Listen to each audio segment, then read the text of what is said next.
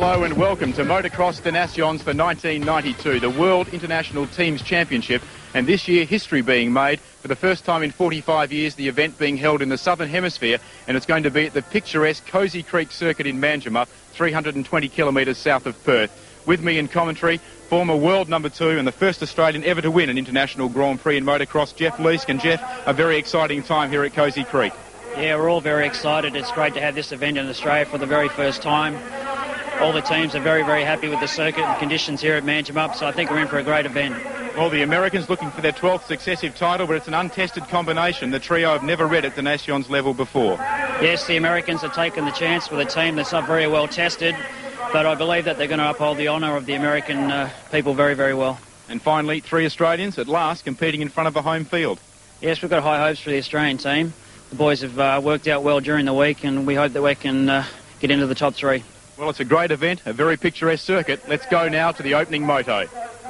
And in this first moto, we've got the 500 and 125cc classes. There are 32 riders on the grid, 16 nations, 2 riders from each nation. And what it means is the winner of this race gets 1 point in each class, the second rider gets 2 points, and so on down the line. There are 3 motos all up. Every CC class will ride twice, and the team with the lowest aggregate points after the third moto will be the new world champions for 1992. An impressive sight, 32 riders, and away they go. Looks to be Jean-Michel Bale, number 61 from France, in the lead on the 500cc machine.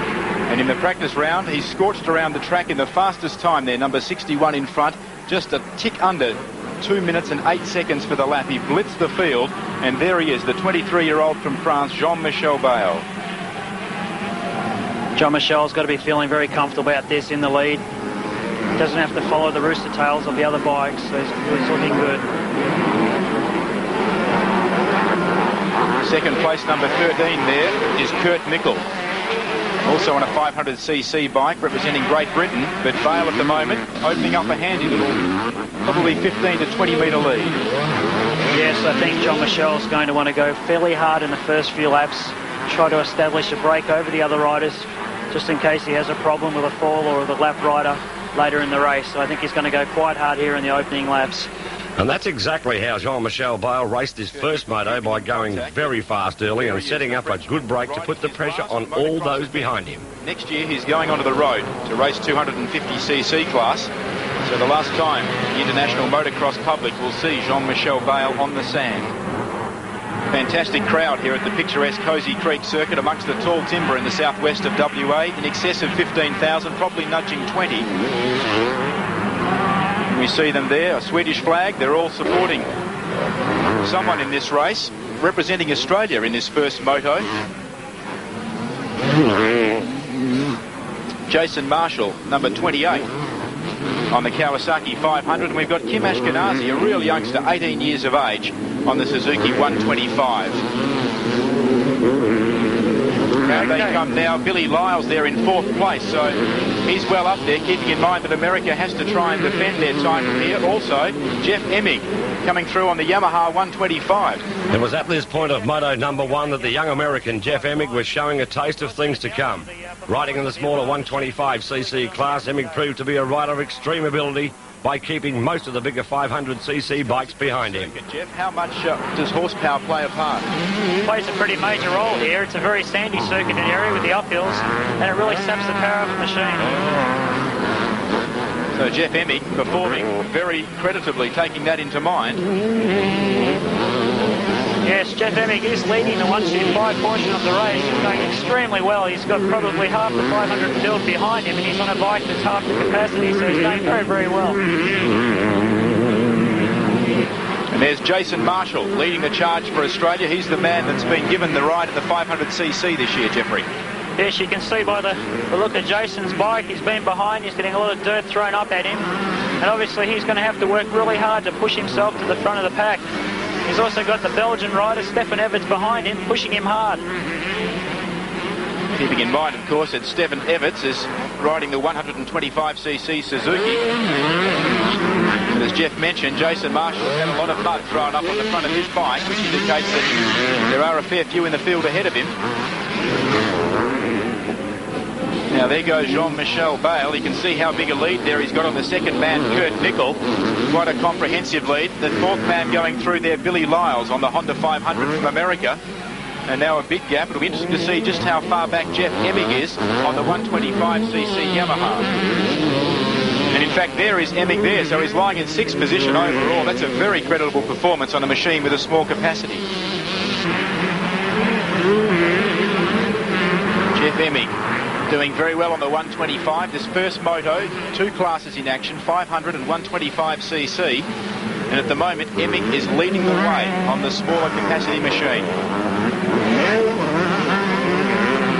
You can see Jeff using the very limits of the circuit there, trying to find a smooth line on the track. Generally speaking, the central parts or the central lines on the circuit get very bumpy, and now he's looking to the edges of the circuit to find a smoother line.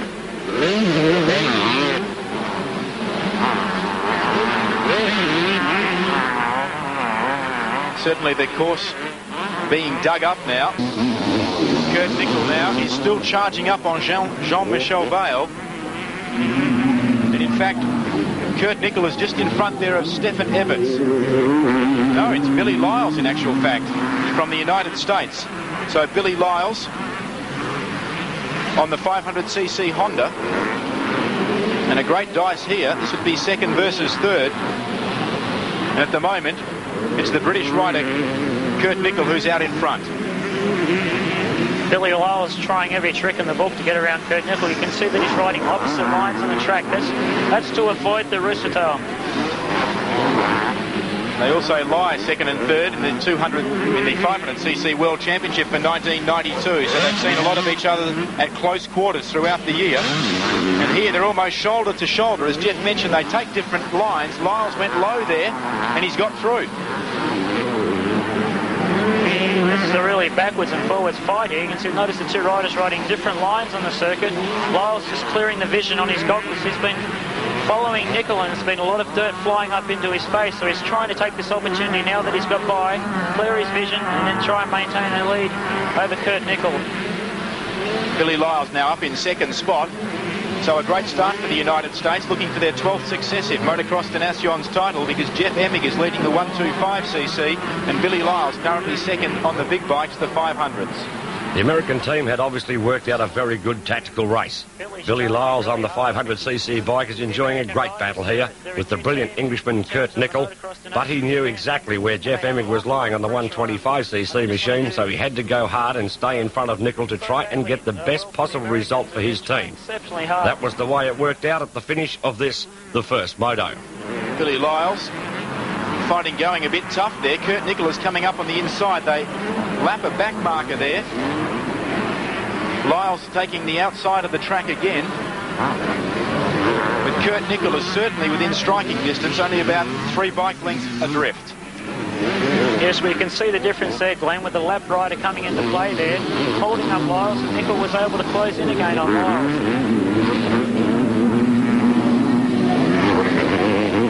In the straight line there, Lyles trying to urge every bit of speed he can out of his bike.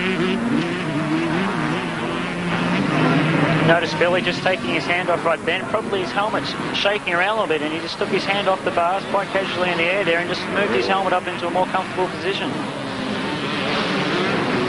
He really is charging the back of the bike, fishtailing around the place. Slowly he is edging away there from Kurt Nickel. But still the race leader, the Frenchman, Jean-Michel Bale.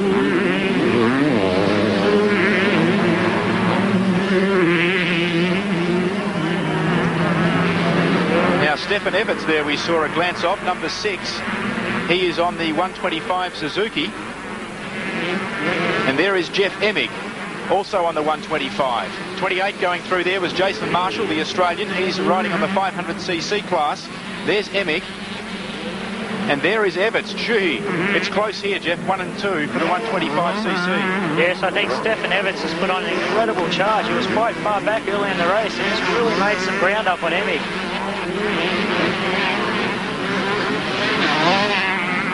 Stefan Everts is on the Suzuki machine, and it's a very powerful 125 bike. It's noted as one of the top machines in its class. He's done a superb job just right up through the field, through all the other 500cc machines, and now he's on the tail of Jeff Emig, number 3 on the Yamaha. Stefan Everts, what an exciting prospect, just 18 years of age. Yes, Stefan's actually come back from a fairly serious injury this year. He had his spleen removed after a serious accident in the Grand Prix earlier in the year, but he's come back very well. His father was actually a world champion himself, and Stefan Everts is a second-generation motocross rider, and he hasn't let down the family name one little bit. Yes, Stefan's father, Harry, in fact, winning the World Championship on 4 occasions. And Stefan Everts is catching up on Jeff Emig.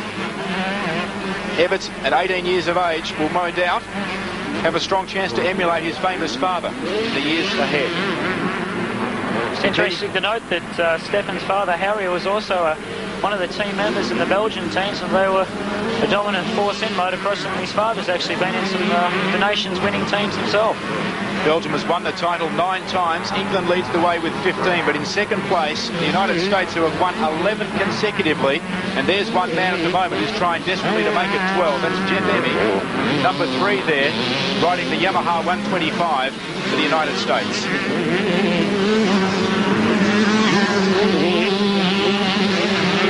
Jeff Emig down to the main straight section of the circuit. It's the only part of the track where the riders really have a chance to have a little bit of a breather. Other than that, it's back up onto the foot pegs and stand up and go hard all the way. So Emig leading the 125cc class, and there is the man that's leading the 500cc class, and the man that has the rest of the field behind him, Jean-Michel Bayle. It looks like Jean-Michel's already got some lap riders to contend with. It's Philippe de Pasquier there from France, number 54, and we see how effortlessly there Jean-Michel Bayle just scoots by. Remy Van Ries on a Honda 125, and they're almost shoulder to shoulder, and we see this so often in motocross, Jeff, where they take completely different lines on the course. Yes, that's right. You see the riders switching lines, and that's to avoid the dirt that's thrown off from the other machines. And also, they're exploring the outer limits of the track, trying to find a smoother line, a faster way around. Everett's getting a little bit untidy there. He seems to have lost a little bit of rhythm. The bike was jumping very high in the front end, struggling to maintain control. So these two at the moment, Van Ries and Everts, are slowly gaining on Jeff Emig. The Aussie is slowing. There is a sign there that's been held out by someone in the pits. There's Van Ries. Remy Van Ries, I believe, a little bit untidy there. That deep sand has really thrown the guys off balance. He's done a fine job to get past Stefan Everts. This is really a surprise. Remy is a new man on the Grand Prix circuit from Holland, but he's definitely making a name for himself here at Manjimup. Really launching the bike hard off that jump, taking quite a hard landing. But still, Jean-Michel Bayle, that is an incredible lead, Jeff, for a race of only 30 minutes duration.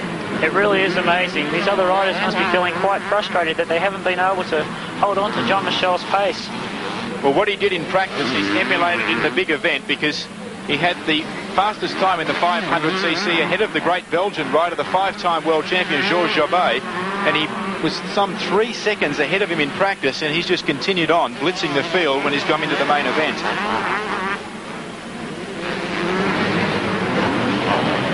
See the crowd urging him on there, Jean-Michel Bayle. What a great talent. He'll be lost to the world of motocross at the end of this particular event, Motocross des Nations this year. Next year, onto the road, where he'll ride in the 250cc class. I believe as yet, Jeff, he hasn't signed up with a team. No, that's right. Jean-Michel actually rode the French Grand Prix in the 250 class, and he qualified for the final race. He wasn't quite as successful in his first ride as he'd like to have been, but I think Jean-Michel was just feeling it out. But he's very, very keen to move into the road next year. I'm sure he's going to do quite well. There's Siegfried Bauer, the man from Austria who had to pull out of the race. And there is Kurt Nickel from Great Britain. He is lying second at the moment on the KTM 500 machine. And certainly he is a long, long way adrift of Jean-Michel Bayle.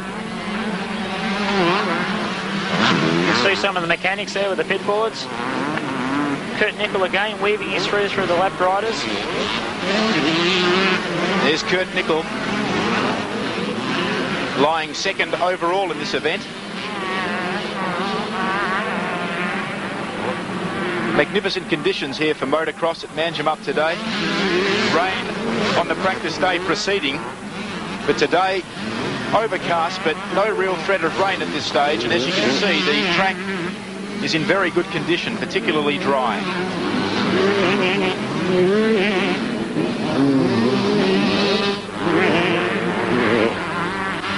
You see John Michelle timing the tabletop jump there perfectly. Just bringing the bike down on a slight angle on the front wheel. Heading up towards the top part of the circuit. And he has this race in his keeping. This Manjimup circuit really is quite demanding from a rider's point of view. This is his fourth motocross de nations for Jean-Michel Bale, but he hasn't ridden in one since 1988. Yes, John Michel's been concentrating primarily on the American circuit over the past few years. He hasn't been an included rider in the French team. And there we see Bale is well out in front. What a magnificent performance. We'll find out later how his teammate in this particular event has gone. The Frenchman riding on the 125cc is Frederic Bolly on a Yamaha. But certainly they're going to get top points in the 500cc class in the opening moto. He's eased right back, Jean-Michel Bale. Look at him, he's almost in slow motion. But he knows he's got this one in the bag.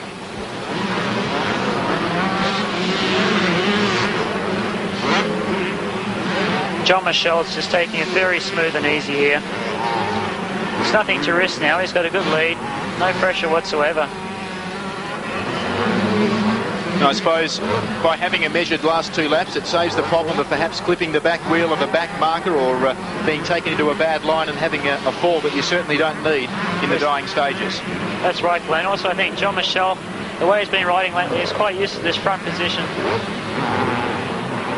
There he is, number 61. Look at that number plate. You can tell that he hasn't had riders in front of him almost from the outset. In fact, we saw him get a great jump.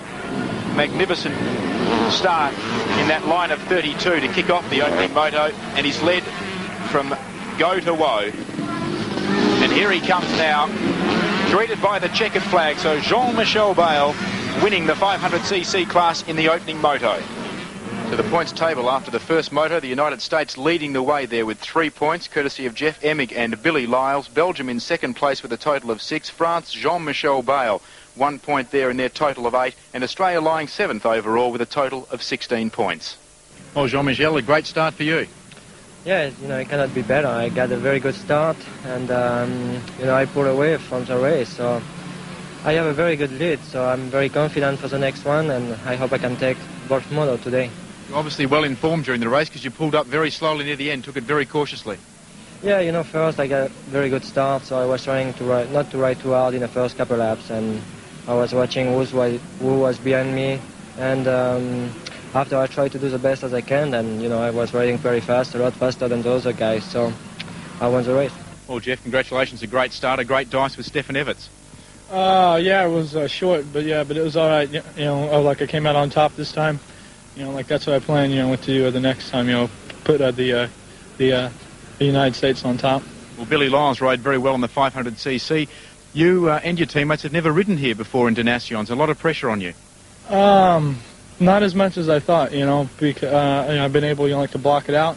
And, Jeff Emig, he does what he's got to do, and that's go win the 125 class. And that's, that's the best that I can hope for, And then, if I do that, then I'll be happy.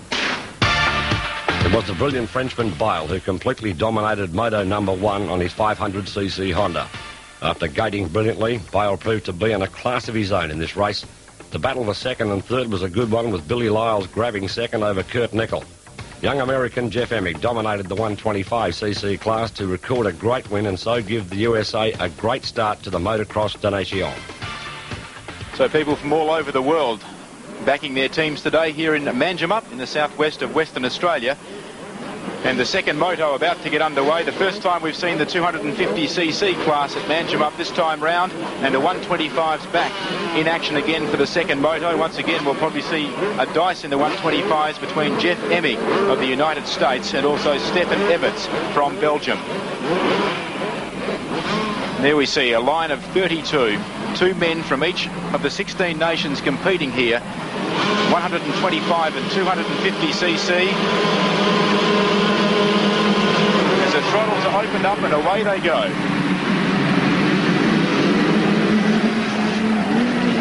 Looks like Pedro Tractor, number 8, leading the field there. The start of the second moto proved to be a very good one for the Englishman Rob Herring. Not so fortunate was American Jeff Emig, who crashed in the first corner, leaving him back in last place when he rejoined the field. This incident fired the American to great heights, and it was one of the most memorable rides of the 1992 Motocross de Nation, as we will see a little later. The French rider Yves de Maria, number 62 on the Suzuki, in second position, chasing very hard. Bike sliding around an awful lot there, so he's really pushing the machine as hard as it can go. Herring very familiar with the Manjimup circuit, experienced earlier in the year in the Manjimup 15,000 event. Yes, in actual fact, he won the 250cc class in last year's Manjimup 15,000, so he certainly is a man that knows the circuit, and he's riding it accordingly at the moment. Third place on the Yamaha, Marnik Bavowitz from Belgium. And we should mention too, Jeff, somewhat of a sensation before this second moto, with the South Africans being disqualified for failing to get to the start in the prescribed time. Yes, very important to be ready for the start of the race. If you're not in the Parc Vermeil area at a certain time, it's just a matter of pack up the bike and go home.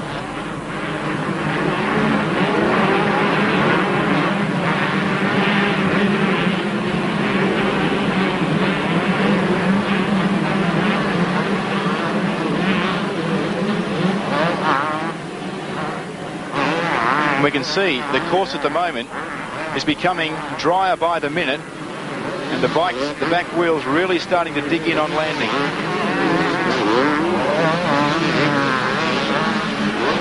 Herring's looking quite strong at this stage. Fairly heavy set sort of guy. Probably weighs about 95 kilos. He's a very weighty boy. Has plenty of strength to throw the bike around, and that could play in his favour as the circuit is cutting up quite rough. And he certainly is a man in contrast to the build of Jean-Michel Bale, who streeted the field in the opening moto. And Rob Herring now building up quite a comprehensive lead. Yes, Rob Herring on the number 14 machine from the Great Britain. Riding very well. Not quite the fluid style that Jean-Michel Bale has. More the aggressor on the machine, tending to manhandle the bike a lot more.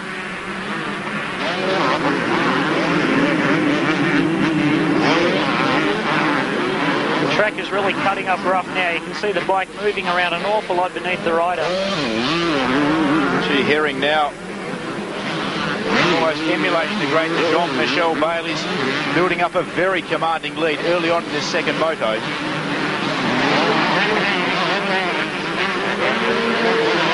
Rob Herring has actually spent a lot of time in South Africa before he migrated to the Great Britain. We can see there in that shot just how big a lead Herring has at the moment, and he's continuing to build. Great Britain coming into this moto in 4th position overall. United States leading with 3 points, Belgium 6, France 8. And if Rob Herring can stay where he is now, Great Britain will march up that leadership board by the end of this second moto. It's very important for Rob to have his British teammate James Dobb backing him up on the 125 machine. And here we have one of the Aussies coming through the field. You can see by the number plate on the front there that it's taken a little bit of a hammering for bikes out in front.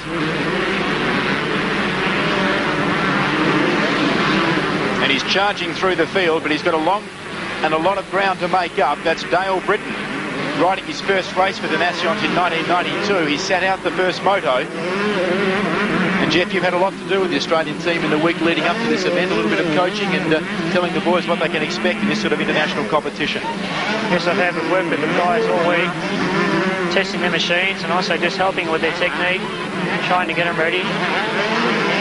Dale's been performing quite well in recent months. Had some pretty good success up north recently in some Supercross events. So he's been tuning up as much as he can for this event. He's up on the 250cc bike today, but earlier this year, here at the Manjimup 15,000, he came second in the 125cc class. Yes, Dale, we felt that Dale would be a better inclusion on the 250 bike in the team. The Yamaha is not quite the strongest in the 125 class, so we put him up into the 250, hoping that he'd be a better selection. See him up out of the saddle there, as you see from most of the riders. They don't get much respite throughout this 30 minutes plus 2 laps. There's Kim Ashkenazi, the 18-year-old, on the Suzuki 125. He's having his second and last race this year in Donations, keeping in mind that each rider rides in 2 of the 3 races. And Kim Ashkenazi fighting hard at the moment for Australia.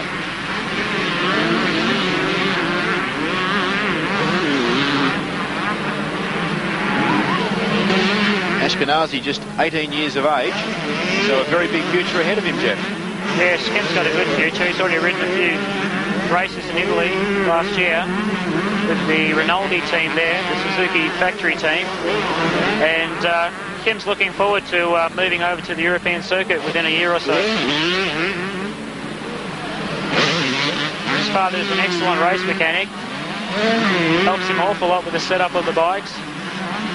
He also has his own practice track home in New South Wales, where his father's built Supercross style jumps for him to practice on. And now we have the leader, Rob Herring, number 14, moving it back onto the main straight section of the track.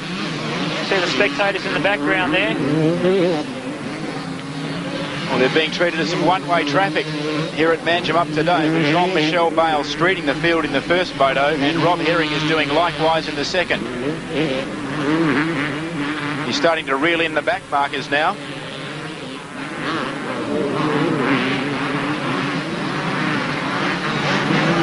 There's Stephen Evans right there. Something seems to have gone wrong with the machine, possibly a clash. Really can see the despair on him. He feels like he's really let down his team.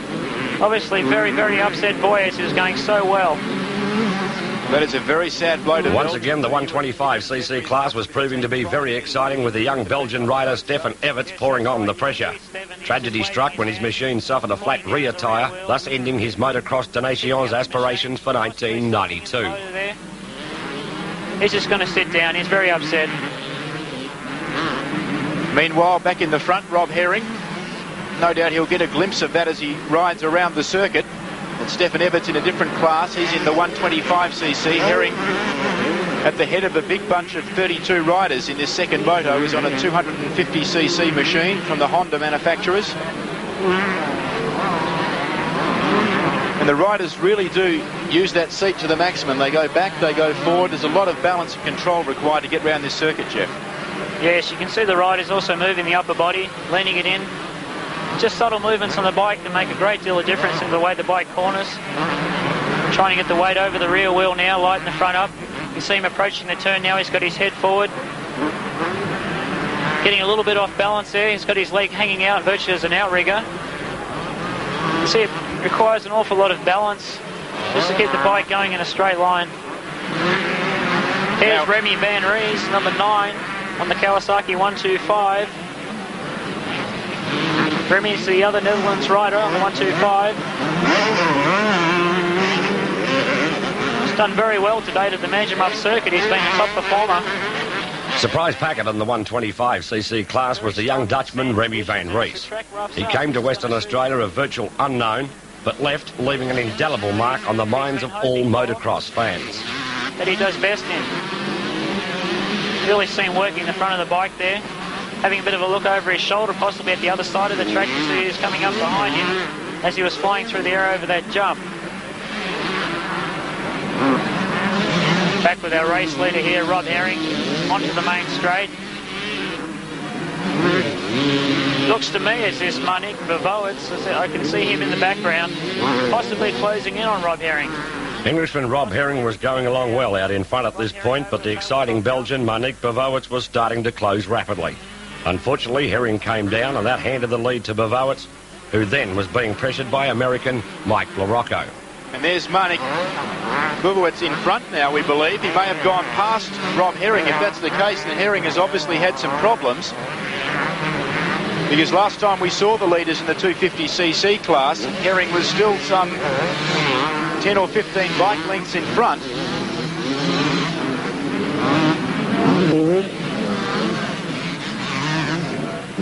Bavowitz from Belgium, keeping in mind that his teammate we saw earlier, a distraught Stefan Everts on the infield after his Suzuki had some form of technical problem. It's quite sensational. I believe Rob Herring has gone down. You can see Monique pulling on his goggles there just to clear his vision on the roll-off system on his goggles. There's Rob Herring. Great Britain. Obviously Rob's gone down, so strike of fortune there for the Belgian team. Now what do you do in this situation if you're Rob Herring, Jeff? There's not a great deal of time left in the race, probably 5 or 6 laps. Do you try to make a charge or just be happy where you are? Well, I think Rob Herring's not going to be happy where he is. He's going to have to try and charge as hard as he possibly can. I believe that's what he'd have going through his mind. With a bit of luck, possibly he can make up a place or two. So a bitter blow for Rob Herring. We saw Jean-Michel Bale in the first moto from France lead from go to woe. Herring was doing likewise, but took a tumble. That's allowed Bavowitz from Belgium through. Of course, that's always the state of play in motocross. We see Herring go high on the circuit there and get rid of 2 machines of smaller capacity. He's really charging through the field, but he'd be a man with a lot of thoughts going through his mind at the moment. One of them, no doubt, disappointment. And Rob Herring's actually down to third as number 27 there, Mikkel Caprani from Denmark, has a little bit of a altercation with the corner. He's back in the race, but he too has dropped 4 or 5 positions as the bike is getting a little bit out of control. You can see the bike spinning around there. He just accelerated way too hard coming into that turn. The crowd sometimes can play an important role in motivating a rider out there. The crowd support behind you. Well, we can see the gap. Helps you just get that little bit extra. Now LaRocco has overtaken a back marker there, and the distance now we can see the man there in screen is Bavowitz, and LaRocco is closing very, very quickly. See the American style LaRocco jumping quite far on the downhill there. They're coming into the sand section, and he's closed in about 10 to 15 metres just in that last lap. So there'll be 2 laps remaining this time when they come round to greet the judges in the main straight. And this race is certainly in contrast to the anti-climax we had with Jean-Michel Bale streeting the field in the opening moto. Mike LaRocco there on the step-up jump. Very suited to the American riders. It's a Supercross style jump. Monique Bavowitz.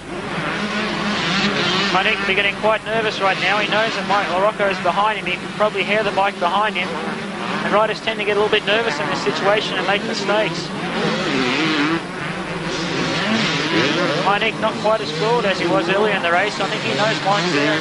He's getting nervous. Not really thinking about where he's going, but he's thinking about who's behind him. LaRocco just struggling to bridge the gap. He's gone round for probably about 500 or 600 metres now without being able to close the gap we can see there. Now they're into the home straight, and they have 2 laps to go. You can really see the Belgian team cheering on Monique Bavowitz, obviously letting him know he's got to speed up. You can see Bavowitz taking a good look behind at Mike LaRocco, so he knows he's there. He wants to check for himself. He's got the signal on the pit board, but he wants to make sure what the distance is there. See the 2-lap signal there? There's LaRocco. He's making his charge. Has he got enough time to be able to bring Bavowitz back into the field? That gap is narrowing all the time.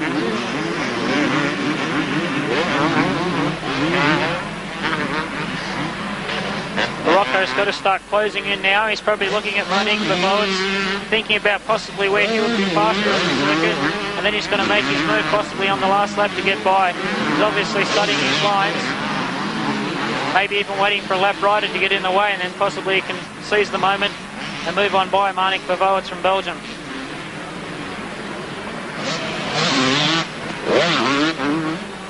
You can see the blue flag there. That's given to the lap riders, giving him a signal to move out of the way. You've got some faster riders behind you and you're going to be lapped.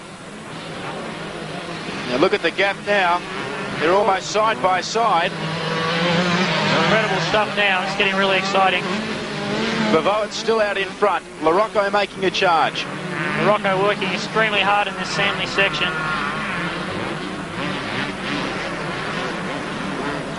And again the gap goes out. Gee, at one stage there it looked like LaRocco was right in the slipstream, but Bavoit's pulled out a couple of big moves, and now we see the margin out again to about 20 metres. Some of the riders taking different lines to each other, and that's why you can see the gap changing. Or LaRocco getting a little bit untidy there. It just takes one little mistake like that, and he can drop back 10 or so metres, and that's just enough to give Marnik Bavoit's a little bit of breathing room.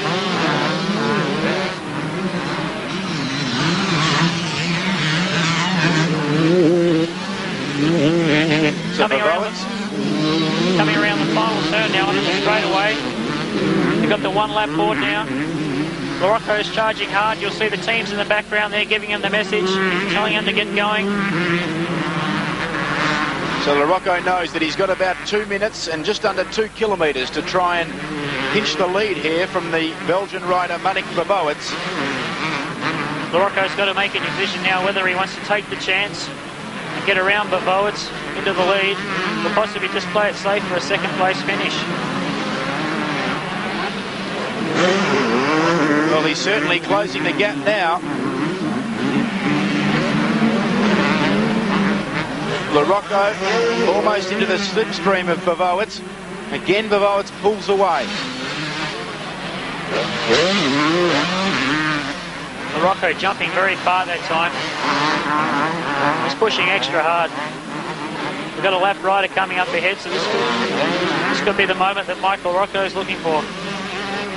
Fortunately, the rider moves out of the way, very sensible on his behalf. You can see the blue flag waving again. LaRocco's very close now, huge jump. And he's going to take the lead here, is he? He goes right up high on the course. Bavoits goes down on the inside, and LaRocco almost getting past. It's almost mudguard to mudguard at the moment. LaRocco very aggressive. The American style is to be aggressive. You can see him switching lines inside, outside. He's going to try a huge jump again.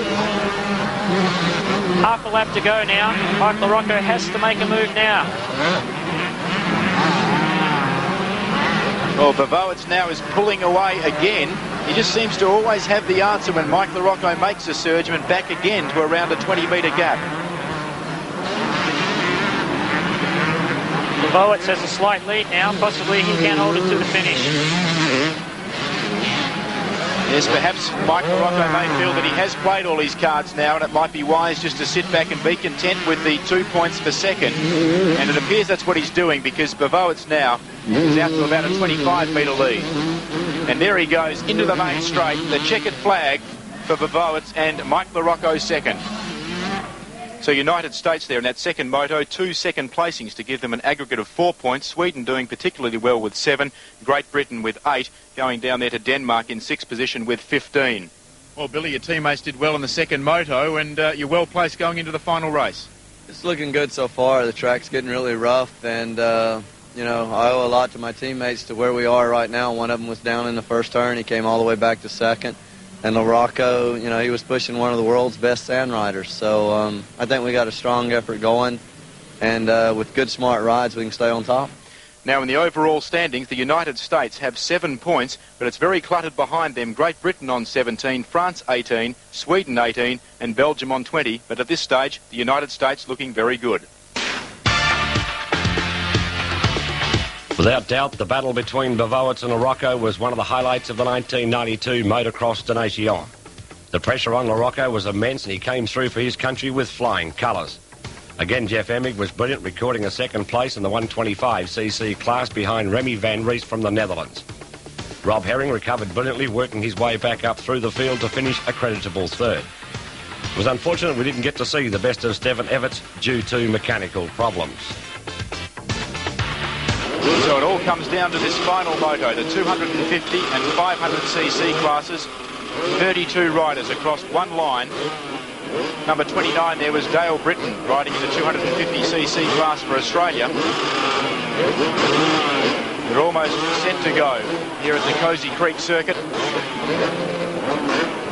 America, as we mentioned, coming in with a commanding lead. But as we saw in the first 2 motos, anything can happen, and away they go. This first corner is crucial. And Jean-Michel Bale, the man who blitzed the ball in the first moto, has gone around in first place. Looks like Bale's dropped back there, I can see. Billy Lyles, number 1 for the United States. Bale seems to have made a mistake in the first turn and dropped back a little bit. Kurt Nickel, number 13 on the KTM for Great Britain. And Edward Evertson out there in front, and there's a man with some problems, Bernd Eckenbach, and he's had a very, very black day here at Cozy Creek. Edward Everton gained a great start in this moto after having a disappointing first race in the series. The bike refused to start for him in the first moto, preventing him from competing in that event. Although he didn't figure in the major placings, Everton proved to be a very exciting racer to the large crowd. And in third position, I should say, and Billy Lyles from the United States lying fourth. Yes, Lyles well placed for this moto. Now Kurt Nickel has pinched the lead from Edward Everton. So Jean-Michel Bale not getting the start that we would have expected, Jeff. No, not quite the start. He looked like he had the lead going into the first turn. I think he just went into the turn a bit too hard, drifted wide, and that allowed some of the other riders to get through underneath him. Interesting scenario here in this race. We seem to have all 500cc machines. Rob Herring there in between George Jobet. So Herring is up there on the 250 for Great Britain. And there he is, number 4, a living legend in the sport of motocross. And keep in mind, this is his last ever international event. A 5 times world champion, Georges Jobet, number 4, riding the Honda 500cc for Belgium. And he has been one of the most classy riders in the world of motocross in the last decade. That's for sure. Georges Jobet has done all that there is to do in the sport of motocross.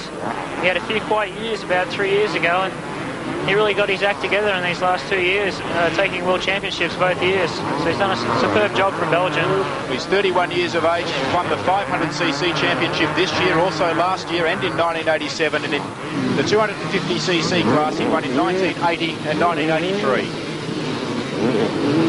You can see the Cozy Creek soon starting to rough up. You can see the bikes really bucking around as they accelerate out of that turn down the main straight. Kurt Nickel still in front, number 13 on the KTM. Edward Everton in second place. And the Frenchman, Jean-Michel Bale, in third place. Jean-Michel Bale appeared to find the going tough in this final 500cc moto, in direct contrast to his total dominance in the first race. Kurt Nickel showed the fans his world class, as did American Billy Lyles once again. What we saw in the previous 2 motos, where we saw riders really breaking away. Herring did it in the second, Jean-Michel Bale in the first. It's a very different reflection in the final race. Yes, very much so in the final race. You can see how important that start is in the first race. Jean-Michel Bale was able to get the start and then establish a good lead early in the race, but it's not the case now. He's back in about third place, and he's going to have to really struggle to get by Kurt Nickel and the other guys that are ahead of him. So that start really is important. You can see, making a little bit of a mistake there.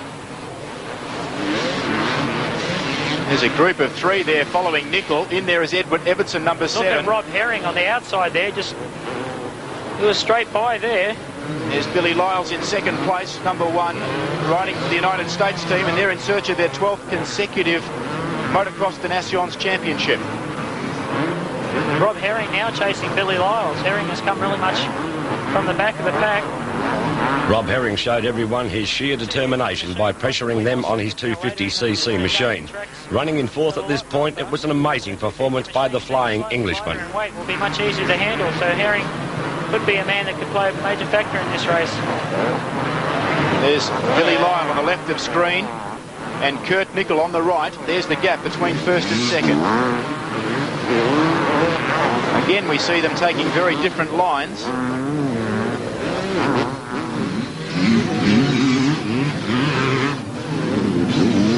Kurt Nickel still leading the way. Billy Lyles, second place, chasing Kurt Nickel. Now if Lyles can get past Nickel, that's going to improve the chances for the United States.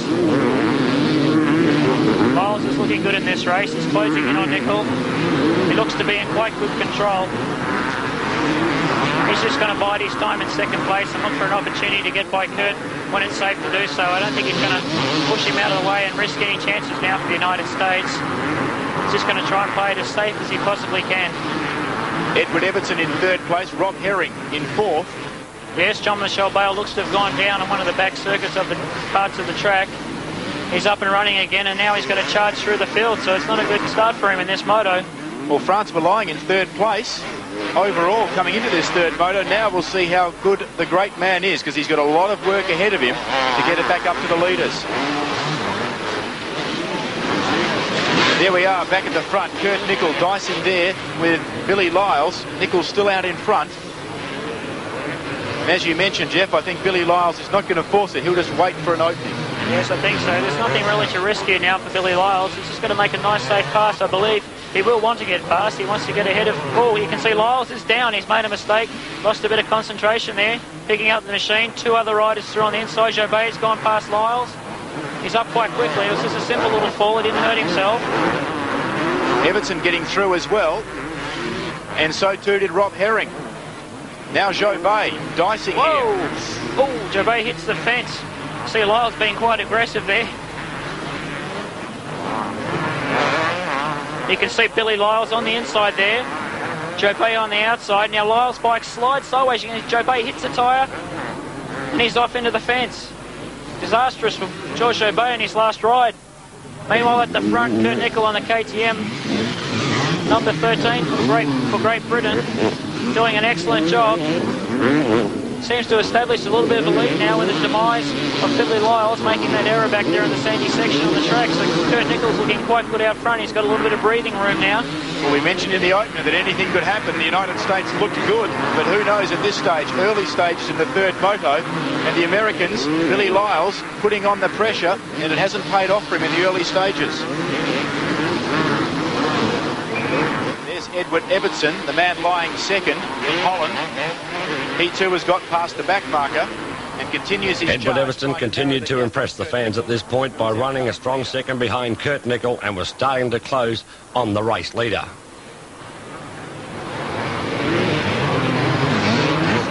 Everton riding a 500cc Kawasaki.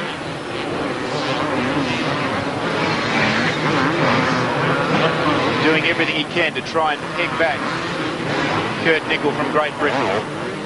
You can see the gap there now as Kurt Nichol sweeps through the left-hand turn there.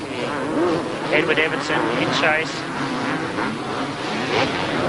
Edward Everton riding a 500cc bike today, but he was actually third in this year's 250cc World Championship. Edward Everton had a fairly successful season in the 250 Grand Prix, winning a few motos throughout the course of the season, so he's had quite a good year. There's our leader, Kurt Nichol, and we can see behind there Everton. So Everton is closing. You can really note there that Kurt Nichols using the extreme outside line on the track there to try and find a smoother line, trying to conserve his energy in this race. There he is, coming towards the end of the main straight. We'll get an idea of the gap here. There goes Nichol, and coming into screen there is Everton.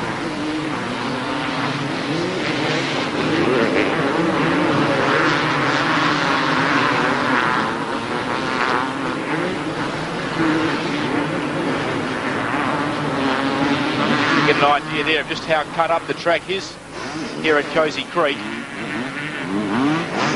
Had 3 motos today, but of course in between there have been some national riders and some youngsters out on the course, so it's certainly taken a hammering for about 8 or 9 hours today. Nichol seems to be maintaining about a 3-second lead over Everton. Shot of the crowd here amongst the tall trees. Now there is the 5 times world champion Georges Jobet in his last outing in international motocross, retiring at the end of this particular race, aged 31. He won the 500cc championship this year and also last year and in 1987. Oh, and there's one rider who's decided he'll take a shortcut, number 14. That's Rob Herring from Great Britain.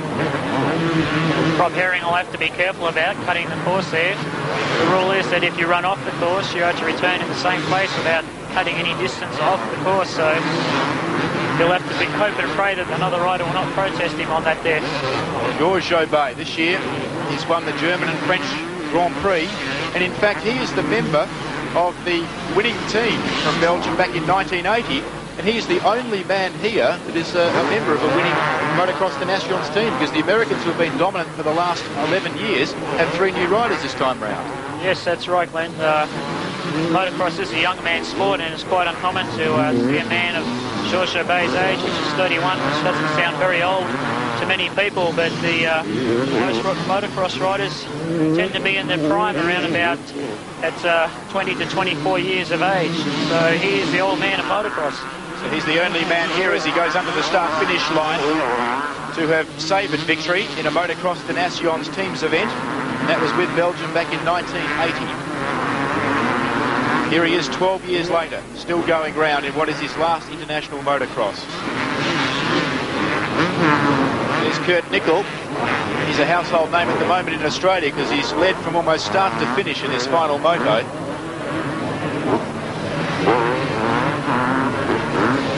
And there we see the flags of the nations competing here, 16 in all, shows the diversity of competition. South Africa is here, Denmark is here, Germany, Austria, Czechoslovakia, and on the left there we see the flag of New Zealand.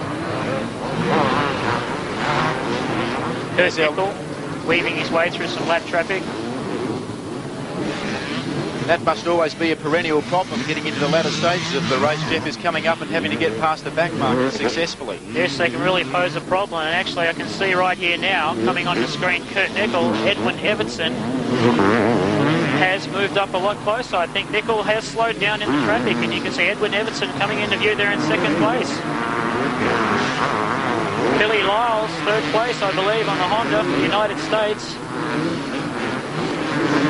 Kurt Nickel riding superb now, but he's got a little pressure there from Edwin Evertson, so Edwin Evertson hasn't given up here. He hasn't given up the fight for Holland.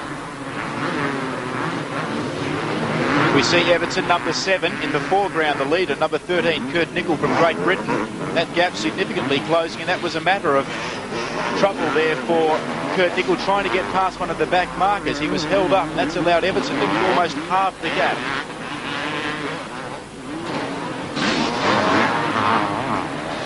And of course, on a windy circuit like this, when you take one of those hairpin bends, Jeff, you always know where your competition is. Yes, that's right. You can glance over your shoulder and watch the other rider coming down the hill or on the other parallel straight of the track, and just really see for yourself what the difference is between yourself and the rider following behind.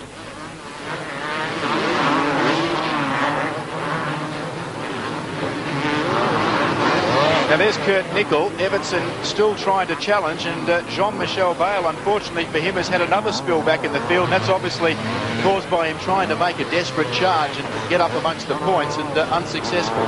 Yes, I think Jean-Michel Bale possibly just trying a little bit too hard and falling down. That's the situation. See Jean-Michel right here now backing up and running again. Still seems to be charging quite hard. But I think it's getting late in the race now, so he's going to have to do something pretty special to get up there for France. Jean-Michel Bale, a man who only knows one speed. He was a comprehensive winner. But here, back at the front, Edwin Evertson is really putting the pressure on Kurt Nickel. Nickel holding him at bay, but the rider from Holland, Evertson, is almost in the slipstream when they break to come into the corners. Evertson really putting on the pressure now. He looked to be just sitting back there early in the race, not doing anything too special, just looking smooth, conserving his energy. And I think now it's come the time where he feels good, and he's going to make a charge on. The final moto was without doubt the hardest for all riders, as the track was getting rough and the pressure starting to tell. Evertson was proof of that when he unfortunately fell while challenging Nickel for the outright race lead. He's been an outstanding rider. Edwin Evertson down there, he was trying to get past Kurt Nickel. He seemed to get... Here he is, Edwin Evertson. You can see his front wheel just twisting in the sand, and he's gone down. It's very bad luck for him. Well, I was just mentioning that Remy van Ries has been an outstanding rider for Holland today. Edwin Evertson got a non-start in an earlier moto when he had ignition problems, and there we've seen him take a big tumble. It's definitely not Edwin Evertson's day there. Looking good there for the lead. I think it's Billy Lyles coming in the camera now in second place. So with Evertson dropping out there, Billy Lyles in second place, and he's not that far behind Kurt Nickel, so there's still a chance that he could get up and win this race. And Bavoit's number 5, also from Belgium, challenging for the lead. He's on a 250cc Yamaha. There is our leader overall at the moment, Kurt Nickel. sitting astride a KTM 500 machine. Then we see Billy Lyles, and he's really being pressured there by Bavowitz. They're almost side by side. And in fact, I think Bavowitz might be able to take him. Here he has. Bavowitz from Belgium has gone around and past Billy Lyles. So Lyles now from America relegated to third spot. Yes, I think Billy's starting to get tired on the machine. You can really see him making errors. He seems to have really lost his rhythm. So I think the Cozy Creek circuit is taking its toll on him. Now, I think when Kurt Nickel comes under the start-finish on this occasion, he'll get the signal for 2 laps remaining. There's Bavowitz from Belgium.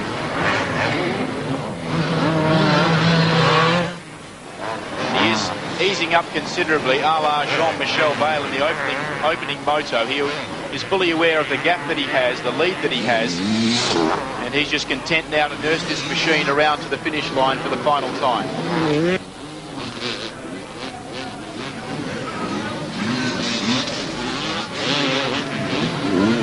Here he comes, Kurt Nickel, and a rousing reception as he comes down to the start-finish line to receive the checkered flag. So he is the winner in his third and final moto. Kurt Nickel from Great Britain impressed with a fine win, and again Monique Bavowitz impressed in the 250cc class by finishing second overall, with Americans Billy Lyles third and Mike LaRocco fourth. The Americans once again proved too strong by going on to record their 12th successive Motocross Donation title. Bavowitz in a 250 coming in second place overall. Mike LaRocco just cruising over the finish line there. This was the first time that Motocross Donations has been held in Australia, and was such a roaring success at the Cozy Creek circuit in Manjimup, Western Australia, that Australia has been granted a round of the World 125cc Motocross Championship at that track in late August 1993. So by far the third and final moto, the closest of the three. Lyles and LaRocco doing well for the United States with 2 second placings, Britain and Belgium getting a win apiece, and Australia doing particularly well, Marshall and Britain coming in with 13 points. Well, Billy, congratulations. A lot of pressure rested off you and your teammates. Yeah, going into the last race, I think there were 4 teams really close, so we knew we had to make a good race to win it. It's been getting tougher and tougher every year, but it seems like when it comes down to winning, we seem to always pull it off. A lot of the experts were saying that the United States mightn't go so well this year, with all 3 of you making your debut in Donations. Yeah, but you can't listen to what everybody says. We all came with our hearts in the right place, and I think you can see by the way we rode, we came to take that cut back to America. You obviously enjoyed riding around the Cozy Creek circuit. Fantastic circuit. Probably one of the best circuits I've ridden all year. Congratulations and good luck for next year's event. Thanks a lot.